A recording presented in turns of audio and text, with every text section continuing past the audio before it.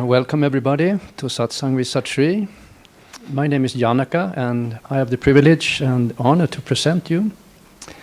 So I'd like to talk about the opportunity to be with Satri and what I have seen in myself. And one thing that you always talk about is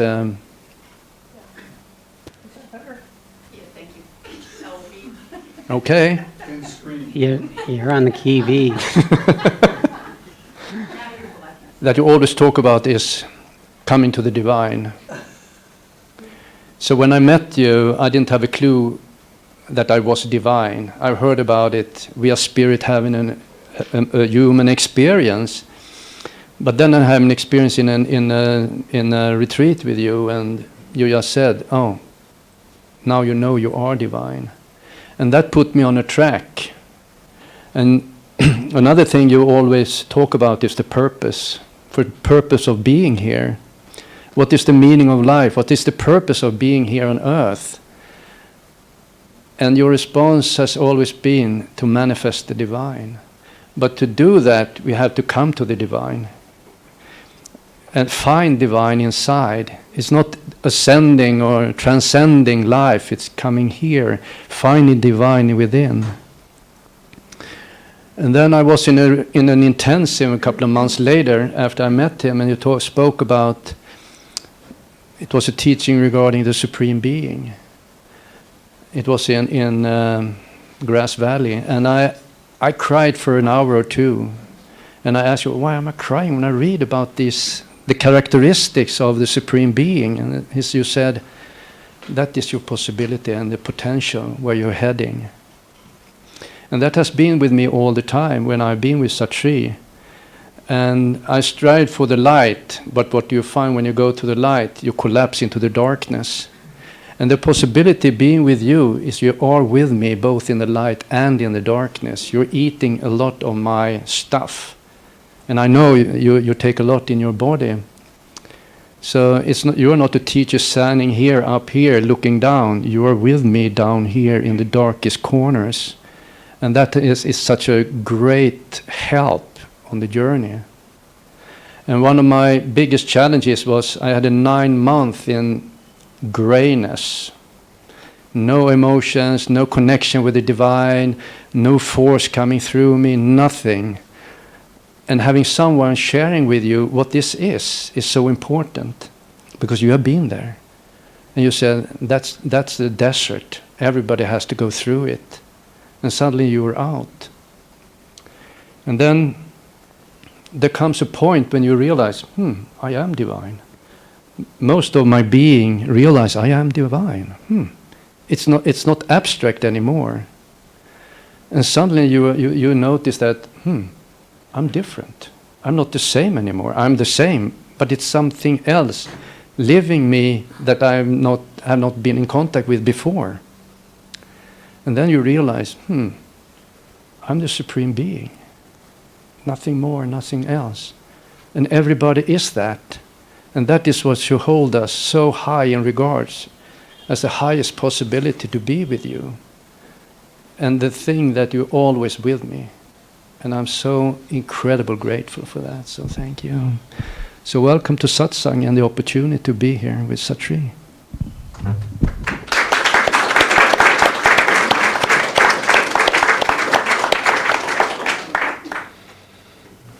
Welcome. Well, that's the essence of my work, is to point to truth that's already here. It's actually right here now in the room. Janaka, the proof of it is he called it forth and demonstrated the simple, immediate directness of his aware experience of the unchanging quality of what he is. That I call divine person. So we do have to earn it, because we usually think we're this squirmy, miserable, complaining, suspicious, fearful, helpless, powerless, angry, resentful little creature. And it's such a compelling grip because our parents were there that way and they're just trying to cover it up. Our friends are that way and they're just trying to cover it up. They're trying to pretend they're not so miserable and dissatisfied. And let's say hi to the room. yes, I will in just a second. So, All right. So Satchamayi wants, that's a good I'm introduction. reminding him. So I want to welcome all of you. How many of you, this is your first time meeting me, Satchamayi? Just the very first time? I see a few new faces. Just a Yeah. few new ones. Okay. Thank you for coming. Yeah. Thank you all for coming. I saw you at Tasty. Our secret hangout. So I'm Satri. And you want to say hi to the room, the online people too? Yes, and I'm Satri. Online know that already, but if not, and welcome. I'm getting used to the virtual world. That's always following me around these days. So I did see the subtle plane world, the visitors that came from there. Now we have a virtual world that's man-made and electronically produced. So welcome you all. So I'd like to just point out to what the opportunity is. So the opportunity is to sit in the space amidst beings who are in touch with the truth of themselves. This is called Satsang, sitting with the truth. And what is the truth? It's not something abstract. It's the most simple, immediate quality of your very essential self. It's right here, right now. What we basically have to do is lower our vibrational frequency from this busyness and this activity and this planning and strategy, and we have to become simple, quiet, still, present with where we are, right here, right now. Becoming established in that quality of us is the means by which we consciously engage in the process of meeting that in us that does not yet know how to be that way. We're talking about being that way. We can be in the world in the way we're used to, but being in the way where we're in the world, meeting it in the immediacy of our own being is very different than being in the world the way we're used to, in the endless ruminations and muddlings and imaginations of our mind, or in the doubts and the contractions and the fears and the protections of our heart, or the unconscious parts of our embodiment. It's like we're a vessel. When we awaken, the top part of the vessel, just imagine a clear vessel, becomes this radiant light. Vigorous, radiant light.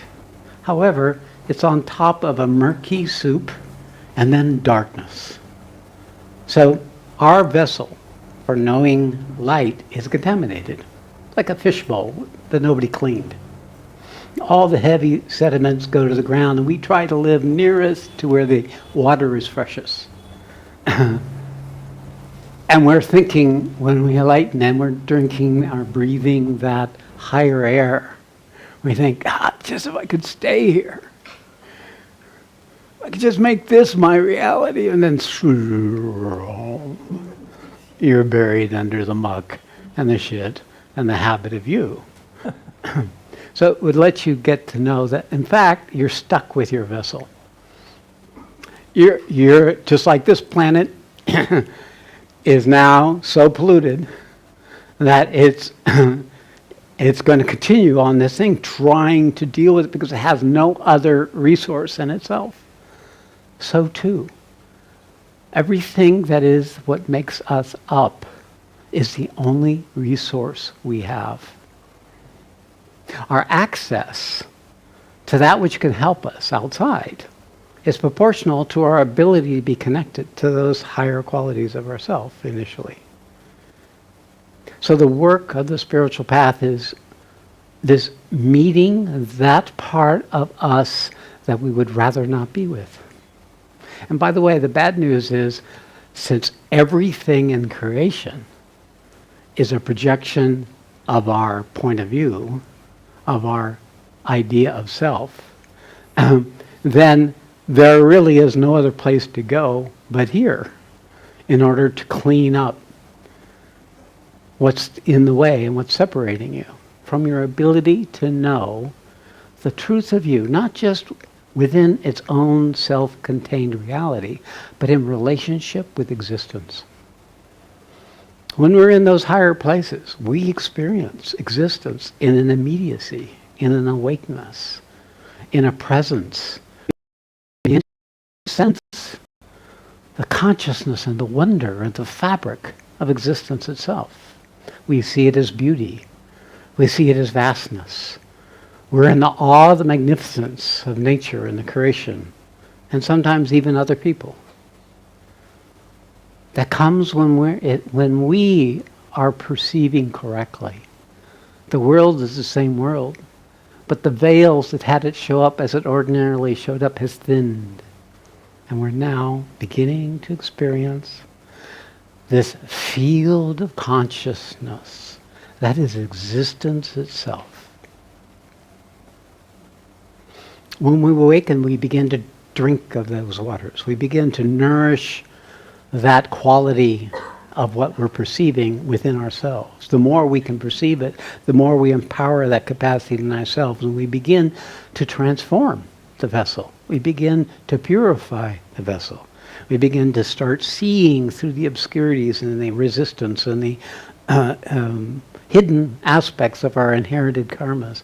And they start revealing themselves, and they come up because really they are the same thing as the pure crystalline awakened consciousness, but they're trapped, caught up in the content of a story, content of an emotional pattern, content of a memory, content of a strategy, pieces of our life where we couldn't be in life, where we were overtaken or overwhelmed by life, and we retreated into these dark corners. These are all stored as content, and those are what starts unfolding as we awaken, as we are present for those parts of ourselves we don't want to be with, or we don't know yet how to be with. So the spiritual path is essentially these two motions. One, strengthening our ability to live in the purity of the truth of what's accessible to us, to our own journey, our own awakening, and then learning to meet that which is not able yet to awaken into that vibration frequency. It's between the two. Now, what's the role of the teacher?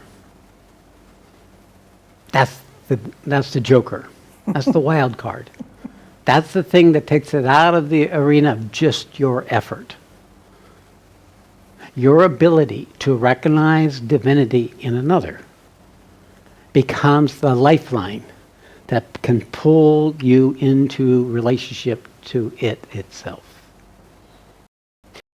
In the process, something about that being, that person, or even that person is, comes to you and starts purifying and accelerating the purification of that which you've not been able to meet. And that's the process. It's very practical. If you can understand it in its greatest simplicity, then you can get through all the bullshit of everything you've been told about what the spiritual path is and what you're worth and who earns it and who doesn't, and the guilt and sin stories that get associated with our worthiness to be able to be enlightened and all the bull crap that comes around that. That's all human. That's all part of the error. That's all part of the clouding that prevents us from perceiving in the fullness of what we are, the reality. So I was sitting today in my room. We're doing a program here in India. We have about 40, 45 people. This is our second group. And they break out. It's a series of meeting in small groups, empowering each other to come into relationship with those unmet parts. And it's quite a dynamic process. So I was sitting there. This is a relatively, I think we're in the first week. And the content is starting to pop up. Yelling over here, a cry of anguish over there, a hysterical scream over here. And I'm happy.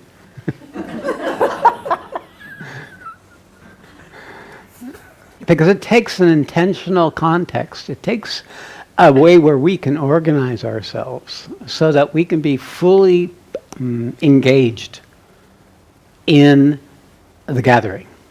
And that's actually what the opportunity is here. The more fully we are engaged, the more value you get. You are the one that has always created the value, either through an already waiting capacity within you that allows you to perceive the value, or to an awakened capacity in you that comes in the situation of being in the presence of that greater possibility. And when you're with other people who are actively and vigorously engaged in purifying their vessel, it empowers you to come to the same kind of presence with what is left in yourself. And what are these things? There's what we're attached to, our sorrows, our anguish, our hatreds, our resentments, our pain, our self-distrust, or self-diminishment, or shame.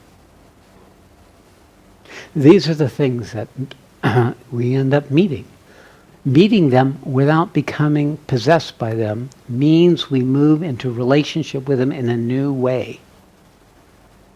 Being able to enter into a structure where we're habituated to that this happens with certain people or certain situations.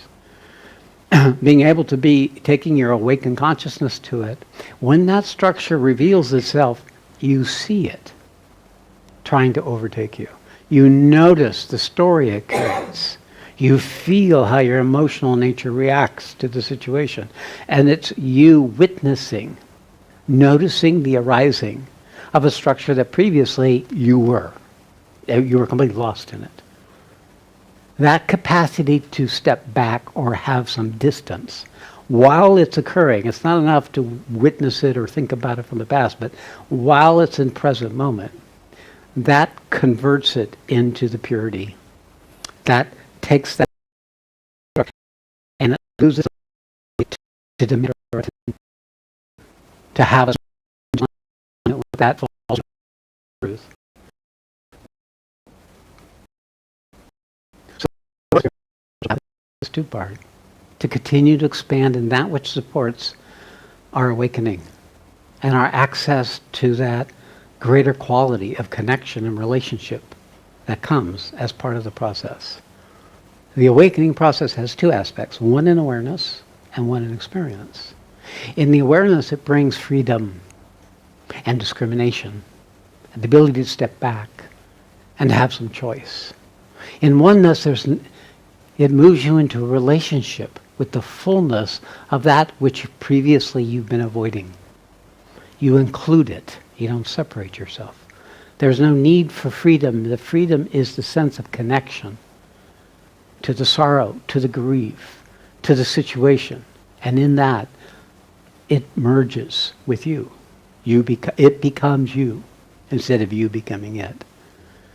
These both experiential awareness are capacities we carry within the human system. The awareness is more in the upper chakras. The experience is more in the immediacy of the heart and the body. So when we move into the content, those things in us that are in the body or in the storage of the emotional history are often what is also activated, not just in the story of the mind or the strategy of the mind. These experiences can become quite total, quite real. And the experience of meeting an unmet or undesired or avoided or denied pattern in yourself is usually an event that cannot be overseen, overlooked, or dismissed because it's revealing its whole nature. And you experience the part of yourself where that first formed. You experience the part of yourself that was first diminished. The part of the self that first discovered no one was there for you. The part of yourself that uses anger and hatred and judgment as a means of protecting yourself from that diminishment. And in the process, you become wise. Because when you meet these within yourself, you have both more understanding and compassion for others. And your understanding and compassion helps them come into a truer relationship with what they're still carrying, that's still burdening them or preventing them from knowing the full truth of their own divine self, their own divine person. So this is not abstraction. I didn't come to this through books. I didn't come to this through anything. It was all revelatory or experiential. It's occurred starting in 1998, and it's accumulated over the years, and it's pretty something that is simply happening with people around me. For me, it was a natural path. It was an unfolding without at the start. Matter of fact, it was an unfolding that was set in motion with no teacher anywhere around, with no seeking on my part. It let me know that the universe was trying to come in and introduce itself to me.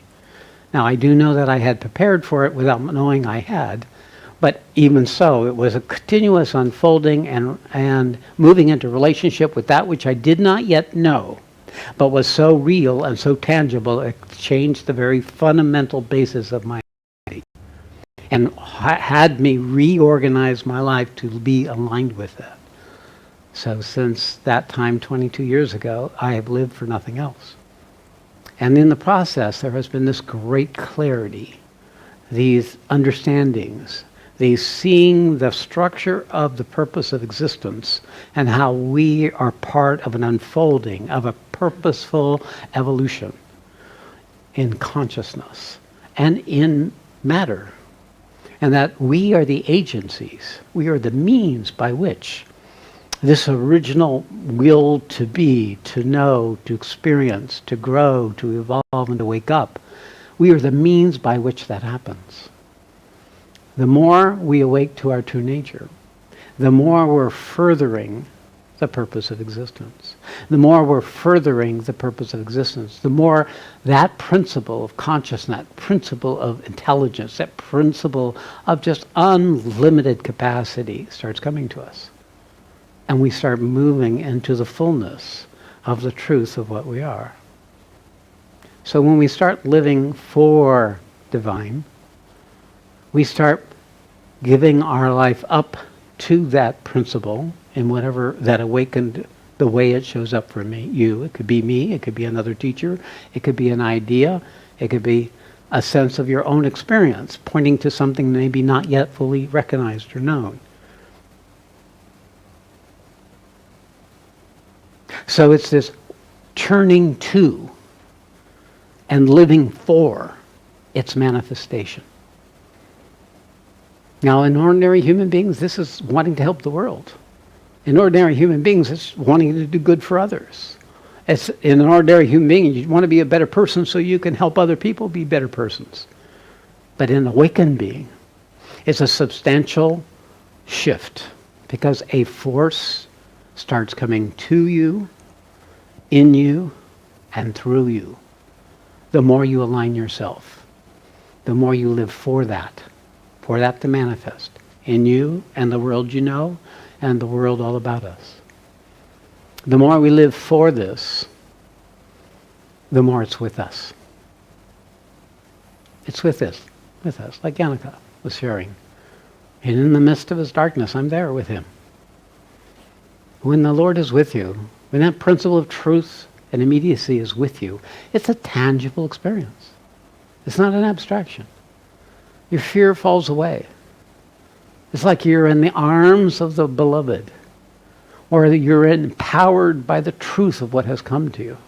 And there is no fear in the field of you. There is only assurance that this is what I need to meet in this moment. It's only the assurance that this is the opportunity for me to be in relationship with existence in a way that I hadn't been able to before. In time, and this takes years from being for to with, All issues of trust or distrust or doubt or confusion fall away. There becomes this just clear organization of your consciousness for this purpose. You become resolved. And when that principle is with you, there is a tangible experience of having been found. In another sense, you could say you're finding yourself. But the sense of being found is like your home. You're where you needed to be. It's where you were looking to go. It was what you were always looking for. And then there are times when you are that. You are divine. You are the Lord. You are the truth. And at the time that may happen at first, it's so overwhelming you have no way of knowing what's going on. But after a time, you recognize that's what's seeing through you, what's hearing through your ears, what's knowing through your mind and intelligence, what's experiencing in your body. The experiencer and the knower that you are is divine. And in that moment, you know you're the divine person. And these meetings, these time with, these intimate exchanges, it is an exchange. Because that divinity that's greater than you can know yet is coming to you, feeding you, nurturing you, showing you, empowering you, strengthening you, separating for you that which you can't do for yourself. It'll take away your friends, it'll take away your money, it'll take away your house, it'll take away the things you clung to that would keep you separate from the reality of what you are because you couldn't do it yourself. It takes over your life. And therefore everything that arises you eventually see is exactly what needs to be met in this moment. Okay. So that's tonight's talk. Give you a sense of it. And I'd like to just open it up to you, wherever you are on your journey, or any of you who are in the program who want to share some of the things that have been erupting. I'll give favor to any new people who would like to ask questions or share their experience or get clarity. Mm-hmm. Now I should say something for this, because this is an opportunity. I know who I am and I know who you are.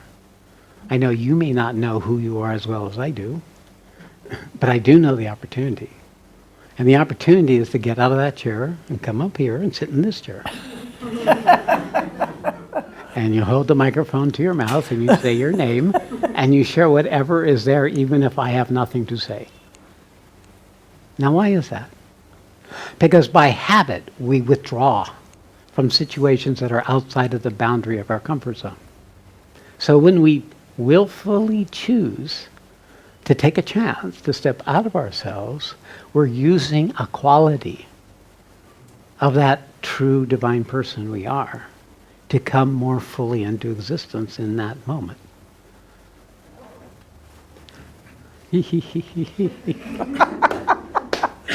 All right, wait. You got someone? Yeah. Tim and then Dick. Okay. Are you coming up, Tim? Yeah? Yeah, Tim, Yep. you And then first. Dick.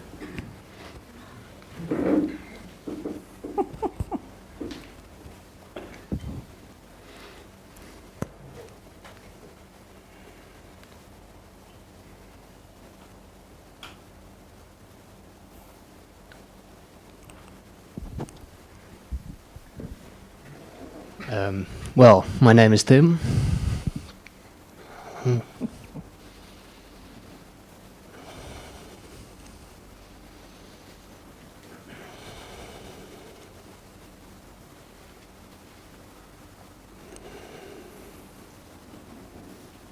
Well, and there's a lot going on right now.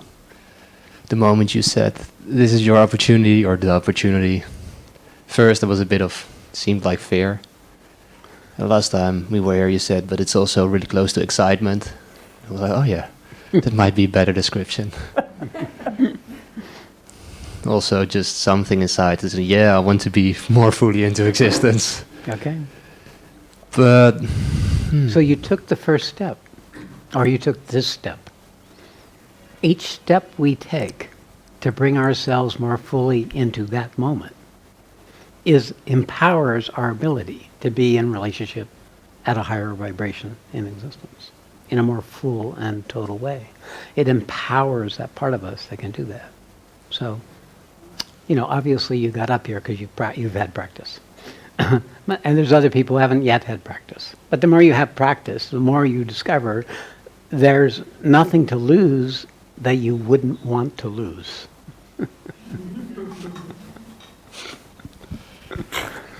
no, it's actually losing that what you were afraid of Yeah. to come into existence. Yes. The protection, the people seeing you, the doing it wrong, all those things. Yeah, because it was just, I was having lunch with Marit, and for a moment we were just sitting in a restaurant, like totally silent, and just actually meditating with the two of us. And it was just one moment I felt that something inside me wanted to run away so badly, like, oh, shall we go to the Satsang and prepare already, and just really uncomfortable. But there was also this ability to sit with it, stay with it, and feel really uncomfortable. Good. So when did that come? When did you notice that ability? Pretty soon, because I actually remained silent, and then because it happened I mean, up this here. ability in your life. The ability to catch yourself in the act. Because that's the thing, he caught himself in the act of his own thieving of his aliveness. The thief of his aliveness.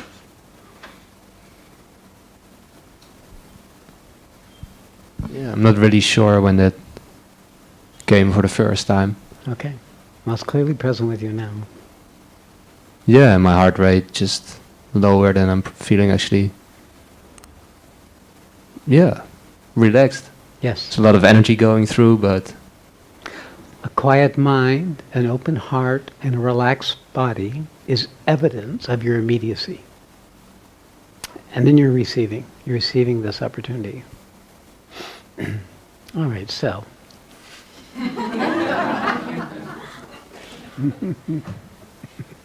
What's still hiding?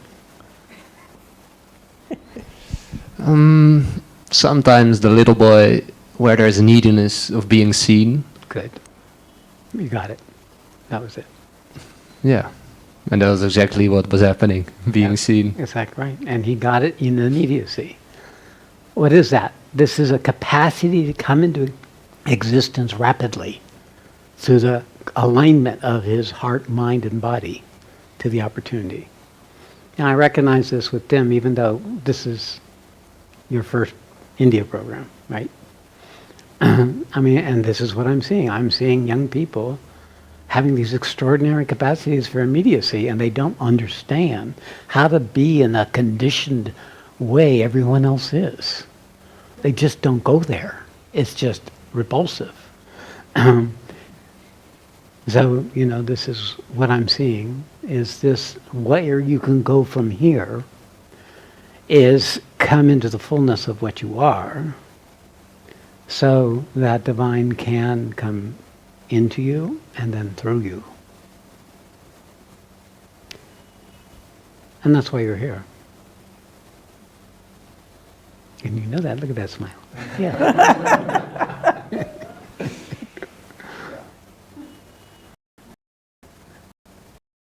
Okay, real good. Thank you. Thank you. This demonstration. Yeah. Vic.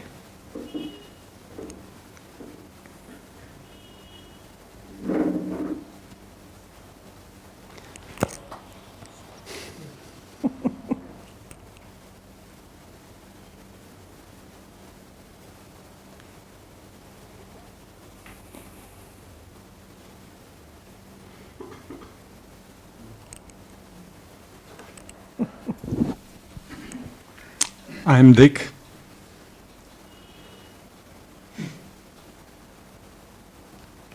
This morning I had a I experienced a big relief. I told my story of feeling abandoned by my mother when I was in the hospital. You were young. 1 year old, and I was 2 years old. Okay, very young. And I already worked with that during my period in the path work, but then I worked on the effects that on me. But this time, I was able to feel just the being abandoned. This is so. Yeah. Don't really move an issue until we experience it at the vibrational level it was created. So a child doesn't have a mind. A newborn baby doesn't have a mind. We are offline.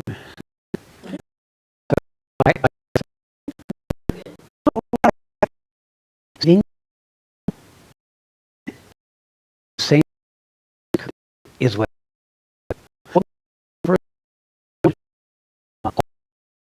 creating structures that developed in the course of life.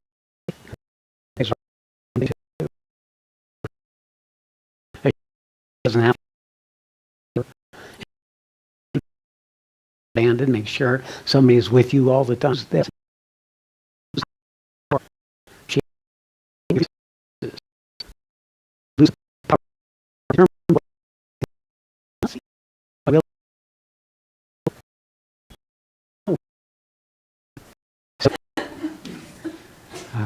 Important. Beauty is the channel through which the universe can come to us most effectively. If sound, ether, is more developed, then what we hear becomes the means by which the universe most affects us. And the body is another means that it can feel the vibration of the frequency of existence and the way it's coming. So any of these can be means by which the universe enters us, because we've already developed them. A developed mind, an intelligent mind that has learned to be discerning, objective, to step back, to not have to have the answers, to be open, becomes a means to receive the nature of truth. A true scientist would be one whose mind is in suspension, who is open, curious, interested, and is willing to let things unfold as they are. So therefore it becomes an instrument through which higher consciousness can come to one. So we in the West, we've developed our minds, many people have developed their minds to come into existence, and therefore it is through the awareness that we can most readily awaken. Many awakenings are happening in the Western world because of the awareness. But that's just one step, one piece of all the frequencies in which awakening can occur. Yes, but it is a real transmission, just like you could somebody actually, it's a matter of affinity or lack of affinity. So if you're feeling affinity with something, then you're open to that and you can receive what they have more fully. And if it's a man and a woman, then that affinity becomes romantic. But if it's a teacher and a student, it can be the transmission of the characteristic of the teacher, proportional to the ability of the student to receive, sometimes in excess of what the student can receive, and it sets in motion a process. Unique, not more than you could do on your own. So it's grace. It's grace that there was someone in your life at that moment of receptivity, and that is the way you could receive it, and the universe came in. Yeah. And that's why you're here now. Yeah. Can I tell something more? Yes. Good. Because now I'm here in Tiru, and every day I'm going to the meditation of Ananda. Yeah. This is so big. I just go there, and especially the picture immediately to the right, and I sit there, And I look to him. And it is as if I'm looking in the eyes of a living person. Yes. And it's so strong. I can feel it in my body, and it's coming down, more down and down and down. And he gives me such a big gift, such an enormous allowance, not only for the divine that doesn't need allowance at all, but also the other part, the Person, the the limitations, personhood yeah. and the everything. That's yeah, That's love. yeah. It's love. Yeah. It's a lot of love. Yeah. A whole lot of love. That's beautiful. Yeah. And the thing to know is that any being who has come to the full maturity, any image of that carries the means by which that quality of the divine person can come to you. I have sat in his meditation hall, in the little meditation halls, and been in ecstasy for hours and hours, so I knew just what it feels like. So, in every divine place, every temple, every sacred place that where the person has come to, the vessel has become full, it radiates into the atmosphere and it gets imbued, the material atmosphere gets imbued in that. And any image or photo can become a channel through which that quality can come to you. Tangible, real, not abstract. When the mind steps away, and our body open, the heart opens, and the body is in the immediacy of the relaxation of the moment. The universe can come from every source, and you can just stop in the awe of how this can be. This becomes the state. You can become useless unless you trained yourself how to come out and function.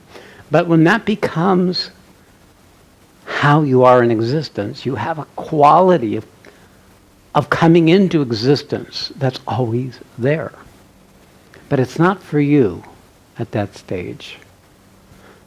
When you come with divine, out of for divine, with for divine, it's you doing it for. When it's with divine, it's you with divine. But as a divine, it's a qualitatively different state of consciousness. It is the ultimate attainment. So this is the opportunity. So let what has happened to you in Ramana's meditation hall show up in the dining room, at the restaurant, in... Yes, all right. Sometimes. Yeah. So that's like Yannicka, you're getting more and more used to what you're becoming. This is the divine person that you always were, clearing out the territory, making room for itself. Can I ask you one more question? Sure.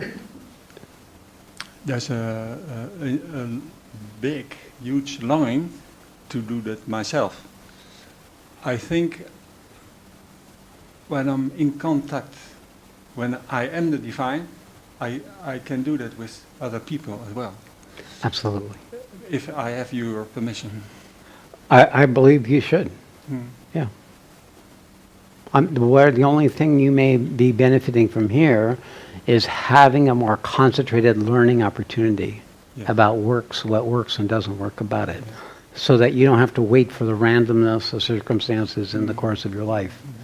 But other than that, isn't that what everyone is here doing? It's just refining your ability to manifest that thing that's coming to you in such a way that you don't get overtaken by their content.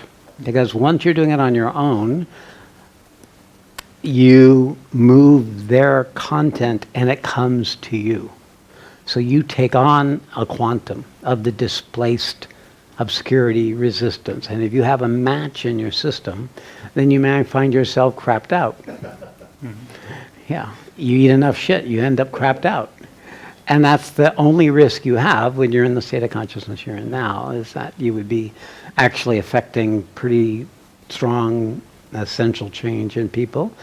The more you are in touch with this in yourself, and it does sound like to a great extent you are, the more it just moves through you.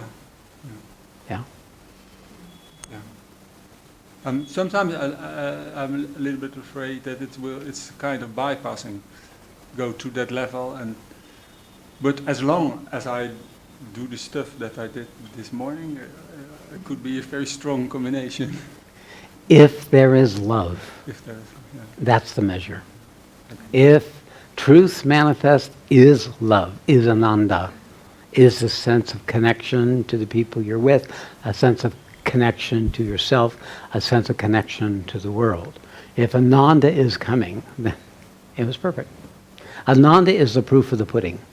Ananda is when all the bullshit has been passed through. But the Ananda needs to be free of any agenda for itself. You can't want the Ananda. You can't hold on to the Ananda. Then you're claiming it. And then you'll get stuck. Just like us human beings, one of the reasons we take on bodies is because they can be objects, vessels by which we can experience bliss. Eating bliss, sleeping bliss, sex bliss, comfort bliss, bliss, bliss, bliss, bliss. Having a body is a bliss machine. That's why that's how we get seduced into this miserable place. It's the worm on the hook. And gets it in there and you think, I'll just have some more of that, because you can't have that kind of bliss when you're not in a body. Other kinds of bliss, but not juicy bliss. And that's why we get stuck in all this shit. But the bliss without an agenda, the unconditional love, that's not anything you did or they do. It's something that arises when everything is in balance and in the right relationship. So, as long as there's love, you can't go wrong.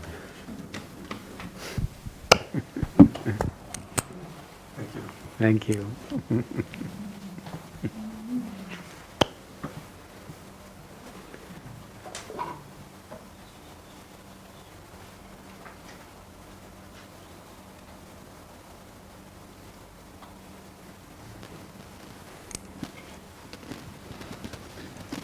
Rasmus and Elizabeth. Okay, that's it.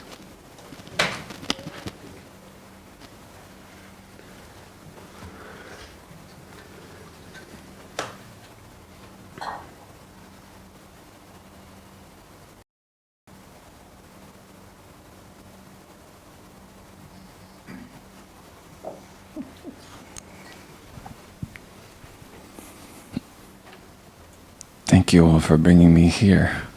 That's what it feels like to receive you. Yes, that universe is paying attention to us. I was in one of the groups where the yells and the screaming were coming from this afternoon. Was that the group you were facilitating, or just in the group? I was Yeah. one of the screaming contestants. But it wasn't that part that I shared then that is now with me. It was that a person who was in my triad, when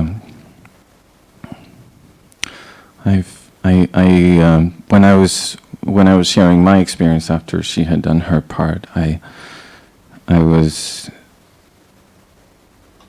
correcting her. And I sense that I have, it's like, and then I was caught doing it because the next person had a reaction on my kind of helping correcting. Ah, the revealing of itself. The parts we didn't even know were there. So now,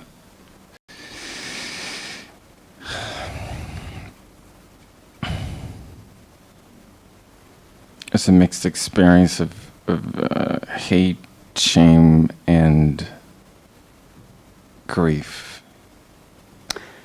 This is what humiliation is.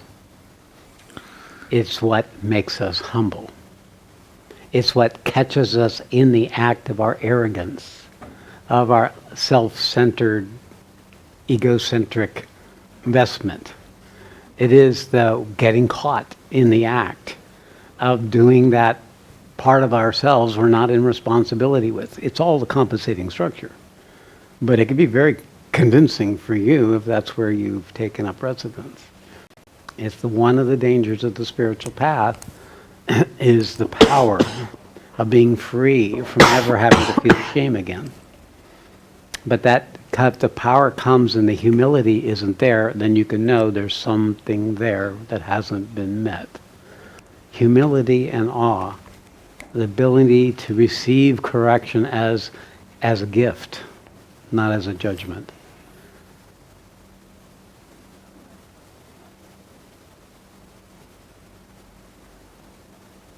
Very good. Thank you for bringing this up. What are you doing? What's happening right now?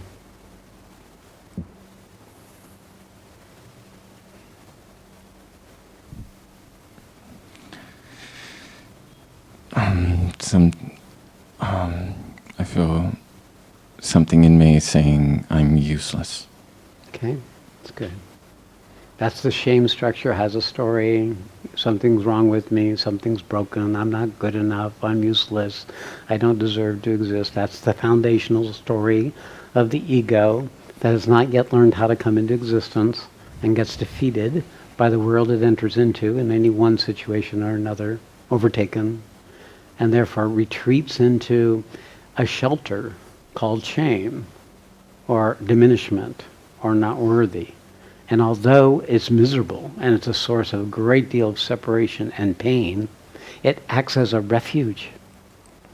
We actually have to get over the habit of shaming and self-diminishment.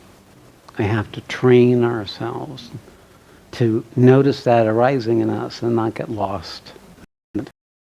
And it's on the undeveloped parts of ourselves.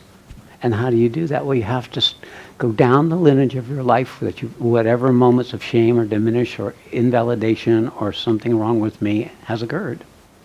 And it's like beads on a string. And you'll find the whole thread of where that shame came from. And the shame came from, I assure you, the shame came from a child that didn't know how to be in existence. Probably because the people around them or her didn't know how to be in existence either. And that's how we pass on the shame to our children. So you've just inherited from your father, perhaps your mother, that place of protection, because that's what happens in the moment of shame. That's when we receive the imprint of the conditioning of our ancestry.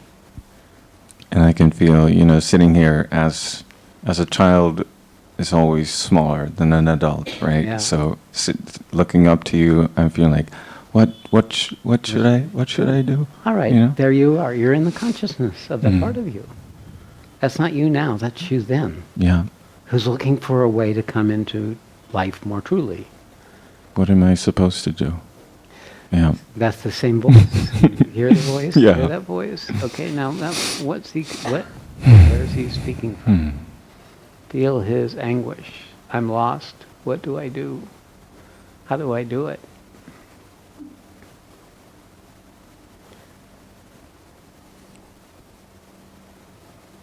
It's a cry, is not?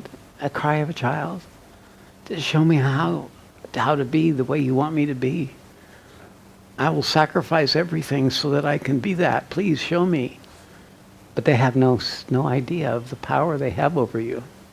They have no idea that they don't know how to meet that. It's the human predicament. It's really no one's fault. They inherited from their parents and their parents and their parents. But being that little boy, that's where your entry point. Go into the heartfelt. It's in your diaphragm. It's in your heart. Wherever else it is in your body. And be there for that part of you as the adult, because you are now the adult. That separation between you as a child and you now, in the awakened consciousness you are, you're the healer of that child. You're the one who's going to tell it how to be. You're going to do what your parents couldn't do. You're going to hold them and you're going to come up to them and you're going to say, oh, Jasmus, I'm sorry. You're perfect just like you are, but this is what you could do.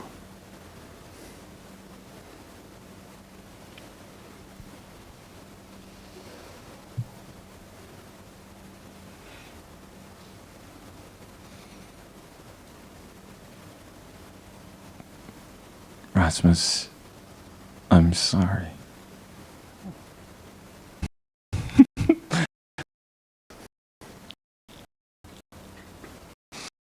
Anger? What is it? No, That's to say. it's just like excitement. I got Actually, it. All right. it's like Something's getting this is left. what you could do, and actually, it just feels like maybe just like There's a doorway. dancing. Yeah, exactly. You could just dance. Yeah, dance into the fullness of what you are by meeting that which you is left behind from your history, your past, your story. All right. You got it? There's a lot going on in your system. Yeah, I guess. Yeah. All right. So just this isn't the perfect situation. You've got other small groups where you can be able to bring this out. But that's the healing process. Once you start unleashing the structures that kept us in place, once you can move the trim tab, find the key, they start unfolding. And then they may not be able to be intelligible or understandable because they'll just start flowing up as reactions in your bodies and emotions and feelings, and as it starts releasing. So it's the mind that tries to make sense of everything, but this is an event. This is what transformation is. It's the entire body realigning into the higher vibrational frequency so that it can know, it can serve as your vessel to manifest. All right, Rasmus, thank you. Elizabeth. All right, Elizabeth.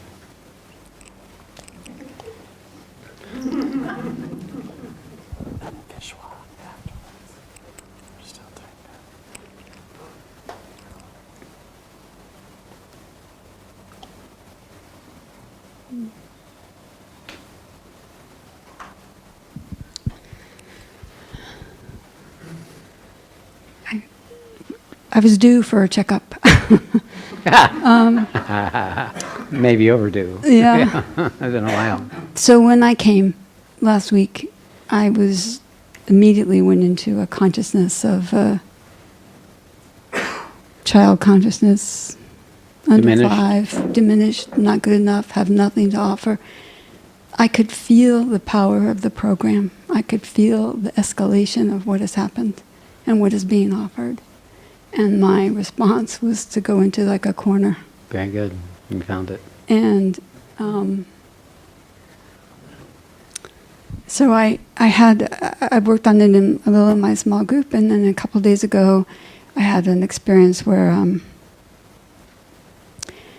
sometimes I refer to that part of me as the little match girl, and I can't tell you if it's correct with the story or not, but I have nothing to offer, and I'm smudgy, and I had a cat named Smudgy. Smudgy, like not completely there, half Yeah, right. erased, right? And worthlessness. all So, right, but I right was there with it. explaining this to my little group, and I put my hand here and I said, yeah, it's that little match girl thing again. And then I laughed, and then I saw the little match girl in me, like, come out of roll. She was like, what? This isn't real? Wow. Very cool. That one was ready to go. She was ready. Yeah. How cool. Oh, good. Now, how long ago was that? When That was a couple days ago. Okay, still with you? Well, there's something still here. It's probably that whole energetic structure realigning. Mm-hmm. Yeah, once you move a karmic structure, everything else has to reorganize. Mm-hmm. So 2 or 3 days, and then Yeah.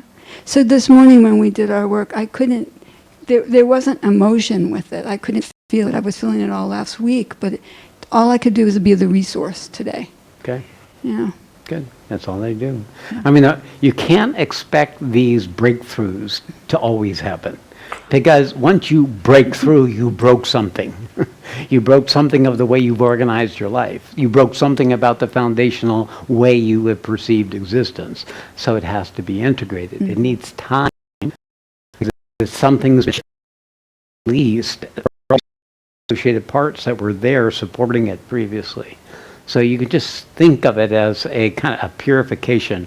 You take a pool of bacteria in a culture dish, and you drop in some chlorine, and you watch it go out into the dish. Well, it's having that kind of automatic, catalytic kind of process that gets set in motion.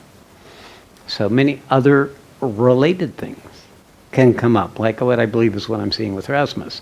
Connected other strategies that are associated, and not directly necessarily, that just come up to be processed.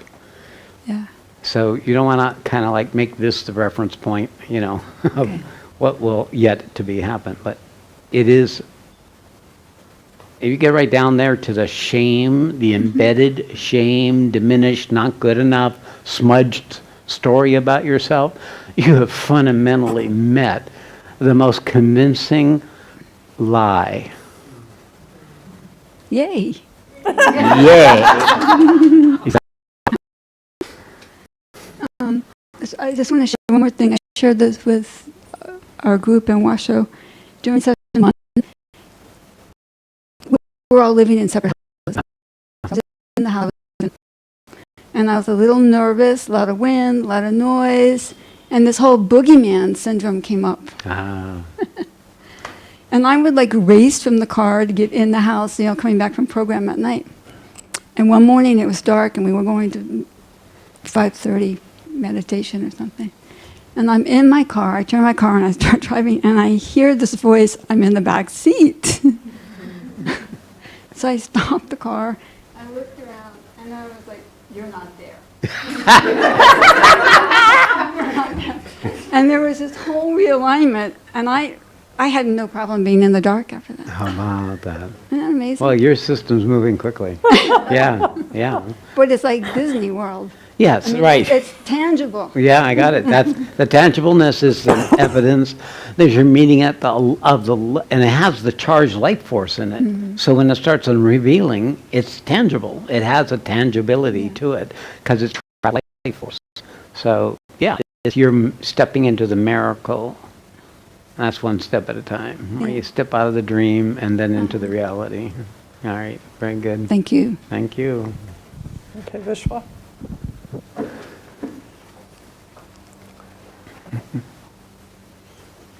By the way, Flattery.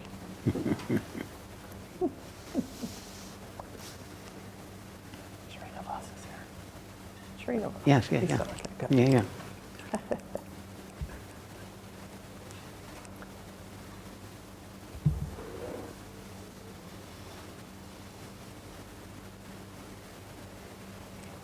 You're doing fine.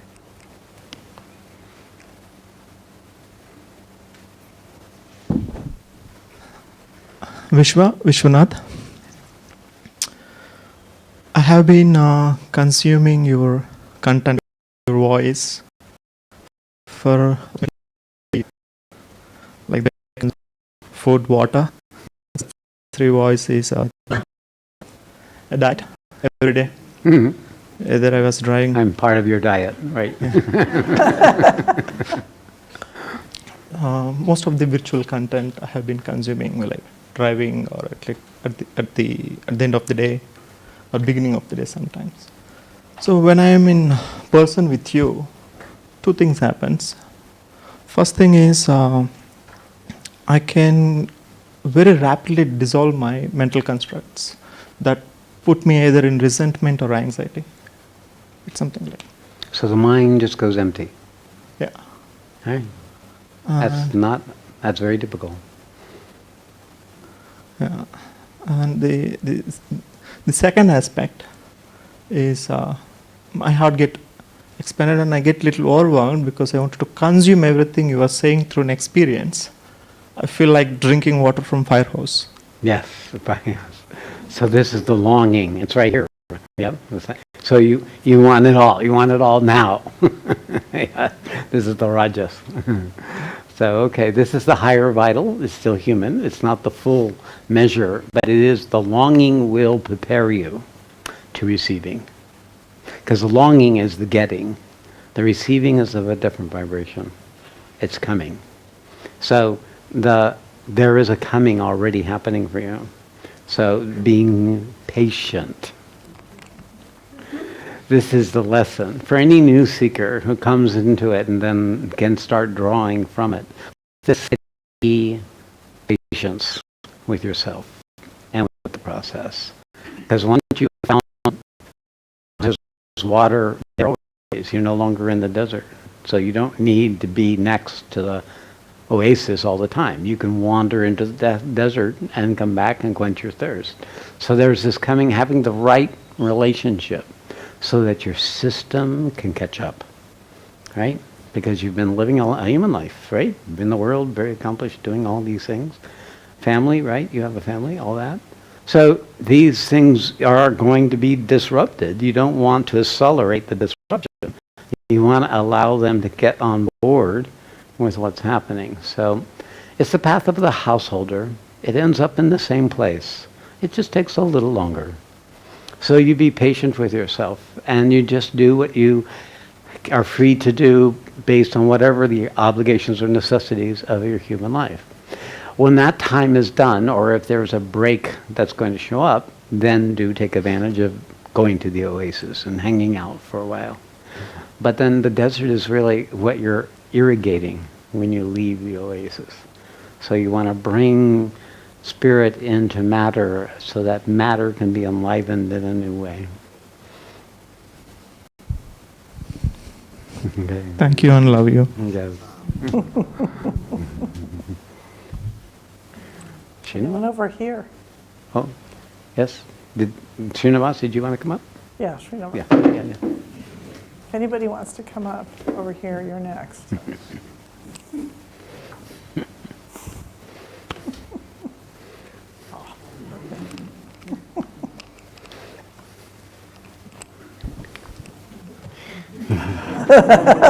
In your body, in your body, in your body.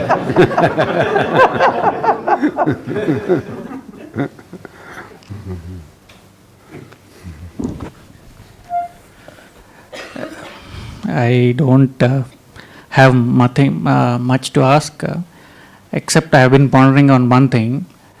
What do you think are the dynamics of awakening? Except what do the seeker's role in the process of awakening? How do we accelerate the process from our end?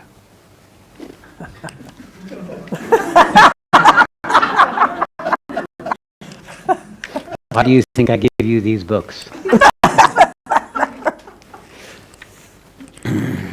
First, there are two powers that alone in their conjunction that can affect the great and difficult thing, which is the aim of this endeavor. A fixed and unfailing aspiration that calls from below, and a supreme grace from above that answers. So you've already have awakened to the aspiration. The aspiration is the living current, that is the divine person living you. And that's in the chapter 2, all that is done in the universe. The divine, it is the divine through her Shakti, his Shakti. It's behind all action, but is veiled by the Yoga Maya and works through the ego of the jiva in the lower nature. So your aspiration is the divine itself. And the divine itself is calling into existence that divine quality you are, which feeds the aspiration. That aspiration allows you to take actions even if there's no evidence something is happening. It gives you faith. It gives you a sense that you're drawing on something greater than yourself. That's other than the rest of your life, perhaps. And this gives you the ability to keep persistent, to be determined, and to not give up hope, because faith is greater than hope. Hope needs evidence. Faith doesn't need any evidence.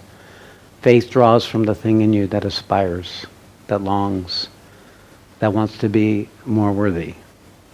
But the time will come where the structures in you that could imagine you're not awakened will be revealed, And that whole compensating structure of your life that's built on not being good enough or having to be a certain way will fall away, and you will know yourself to be what I'm saying you are, which you are the divinity itself. So hold on to the aspiration. Hold on to the aspiration. Feel the aspiration. If you're with me and the aspiration burns hotter than be in the flame, the characteristic of the experience is more powerful than the understanding. So, and then take actions aligned with that to the extent that you can. You know, the world will loosen its grip on you at some point, and you will be free to go to the next level. And when that happens, I will be there. Another question is the meditation on the body. When we hold on to the body in meditation, the monkey mind keeps on going away.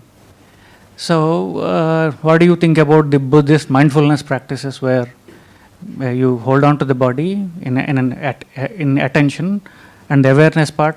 Because this is initiating a fight with the mind. Yeah. There is so it is an incessant fight with the mind. Is your rajas. It tends to reside up here. So what you want to do when you notice yourself creating a lot of thoughts, and the thoughts are gripping you this way and that way, take that part of you that's believing those thoughts and put them in your heart. Just literally take your center of attention, because when you're listening to your thoughts or following your thoughts, you may not be aware you're going off here and there, but the source of it is you in your head. Put you, remember, you could see yourself. Put Buddha in your head. That's a Buddha technique. And put him then into your heart. Now, it might not seem natural. You put it back up. Put it back in the heart again. Pop back up, put it back in. Pop back up, put it back in. Pop back, put it back in. And after a while, as the Gita says, as you just inspire me, you should, it's not enough to just read these. You ought to know where they are in your life. Okay, so what does it say? And the 6th chapter, when Arjuna says, Krishna, this yoga which presupposes even-mindedness appears to be an impossible proposition for me because my mind is so fickle. Yeah. My mind is so restless, turbulent, stormy, and obstinate. It seems to me as difficult to control it as the wind. Exactly. Okay, there you are. Right? Okay. And then Krishna said, this yoga, Arjuna, may be difficult at the beginning, but through constant practice and dispassion, one can be successful with it. Yes, I agree. This yoga is difficult for him whose mind is not controlled, but if one strives hard with perseverance, it is attainable. So just persevere. Now, part of it is to reduce your investment in your outer life, because that's what's feeding the structure. And you're using your mind to handle your sense of obligation and duty in the outer life, and you've made that God rather than this God. So that part of you that gives it your power, your energy, your attention away, so you worry about it, you feel guilty about it if it doesn't go a certain way, you try to protect it, all that, you're giving away that central quality of what you are. So you have to slow up, you have to pull back from that outer life. And I've said this, you have to simplify your outer life so that you can develop the capacity, the authority, to be able to take your attention from where that takes you into your heart. Because I see your heart. See, right there, you know where the heart is? Right there. Right, put your hand on the heart. Go ahead, put your hand on the heart. There we go. There. Okay. Knock on the door. Keep knocking on the door of your heart. Hello, heart. Hello. I want in. Give me a place in. Right? Mea culpa, that's a Christian thing. Please have mercy on me, please have mercy on me, please have mercy on me. So do that as part of your spiritual practice before you go to meditation.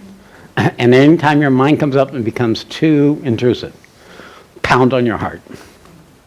You're going to wake that chakra up. Believe me. You're going to wake that chakra up because it's already ready to be awakened.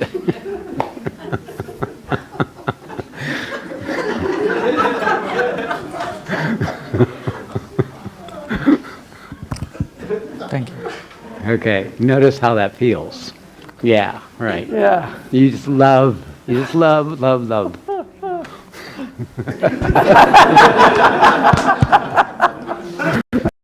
Oh my God. I know that's going to There's, yes, okay. somebody over here. Well, we also had, Okay. yes. You haven't had anybody from over here, though. Is there anyone over there who wants to come? No. Guess not. Okay. Uma, Trying to be equal. I got it.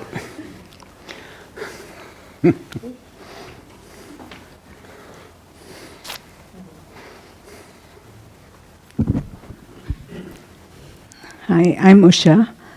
So actually, before I came here for the program, I went on a temple visit. And when I went to one of the temples, it was a Devi temple, the priest handed me a symbol, it's called the Sri Chakra. He handed me a symbol there and said, keep this. Ever since I came back from that trip, anytime I lie down in the night, I hear the anklets, anklet sound. It doesn't bother me, but till I fall asleep, I can hear the anklets, and I hear this only in the night. I don't hear it during the day. So yesterday during the World Peace meditation, I asked, "Who's this? Why am I hearing this sound?" And clearly the name of that Devi came up and said, "It's me." I'm not Guilty afraid. as charged. So I don't know what to do about it. So I just wanted to know if you have any thoughts. I mean, I am familiar with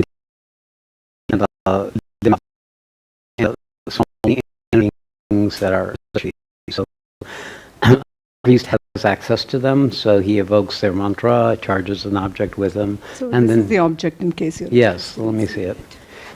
And then what happens is the deity becomes associated with the object, and these have little powers. These have little gifts, little remembrances that allow us to just out of our sensory world. Oh, yes, there's something magical. There's something other than this world. Cause and effect. So they have a role to play in the beginning expression of his recognition of your light. He could see your light. And he wanted to give you something like a gift of that, so to support you. But so far as what you have here in our relationship, it's of a complete different order, and far transcends the authority.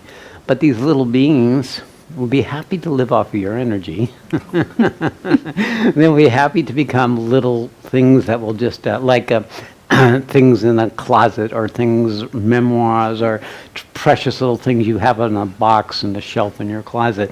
These cord us in subtle ways that draw our energy to keep in existence. And once in a while we remember them, and you open up the box and you look at them. Maybe they got pictures in there, maybe there's little objects. That's the same thing.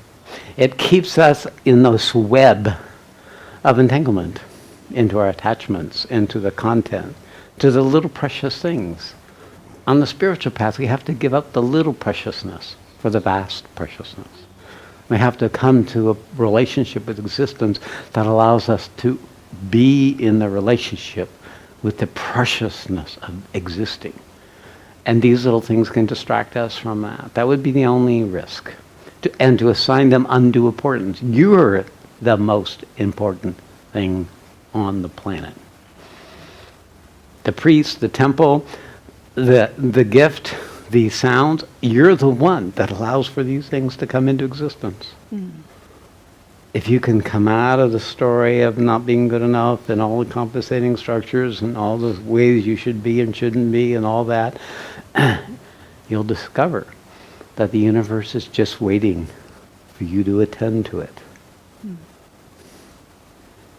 Okay, so just ignore the sounds. Yeah, it gets back to practical. Yeah, so... You can give it to your cat, give it to a friend. It's a beautiful little object, you know. It's up to you. Or you can even hang on to it, but just so long you know, it's no more than that. It's a little trinket. Okay. Yeah. Thank you. Yes. Okay, you're done. We're finished. Oh, I'm done. Sorry. I went by fast. All right, well, there you have it. That's what it looks like. That's what happened here. That's what's happening here. That's the opportunity of this relationship, and that's the opportunity for you to keep expanding into the possibility you are. I'm not the only path. I am simply describing a path that is the true path that all paths are about. So we all end up in the same place, and that is to know yourself as the divine person, with the freedom and the love and the capacity for immediacy and connection. There would be nothing else you would wish to live for. And then from there, you live for the world. You live for others. And there is a cry of the world right now, a great anguish. And the world needs as many people who are aware of their own divinity as possible. Okay, we're going to sit for silence. These are simple, silent, stillness exercises. Be aware of your breath. Be aware of yourself sitting in the chair. And be aware of the energy in your body. It's just going to be for 5 minutes, but what I'd like you to do is just pay attention. Imagine your source of it, center of attention being the middle of your head. Imagine the center of your attention being the middle of your heart. Imagine the center of your attention being in the middle of your belly.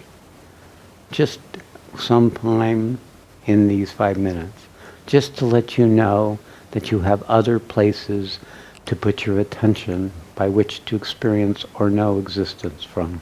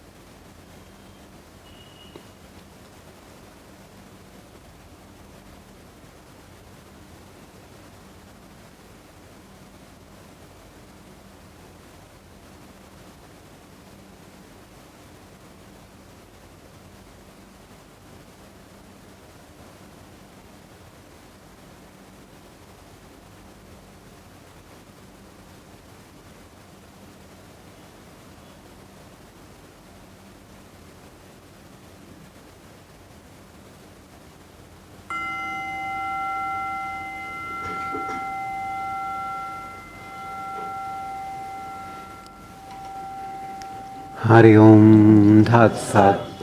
Hari Om Tat Sat. Hari Om Tat Sat Shri. All glory to the Supreme.